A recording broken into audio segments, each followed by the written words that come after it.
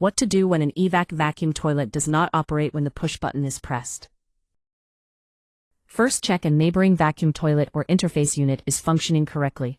If this is not the case, there may be a loss of system vacuum, and operation of the vacuum/vacuum collection unit should be checked first. Here is a picture of a typical Evac VCU.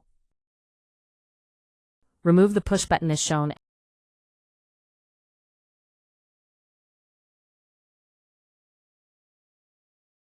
And check there is a good puff of air at the outlet when the button is pressed. If there is not a good puff of air, the button should be replaced. Does the pan appear to be blocked? If so, please see video 10 how to unblock a vacuum toilet. Further checks involve removing the pan from the wall. Please see video 2 how to remove the pan from the wall. With the pan removed, listen closely. The toilet should be silent, so any hissing sounds point to an air leak.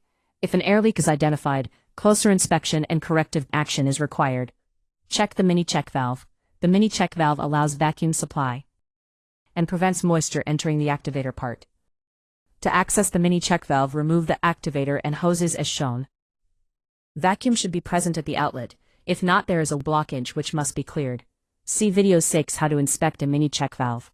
With the activator part removed, give it a shake and listen to check there is no sign of water within. If the activator has become wet, replace the item. Check the activator timer jets by removing them as shown. Timer jets should be free of any dust or dirt that may have collected here. Make sure both timer jets are reseated fully. Refit the activator part, making sure the orientation and all hose connections are correct.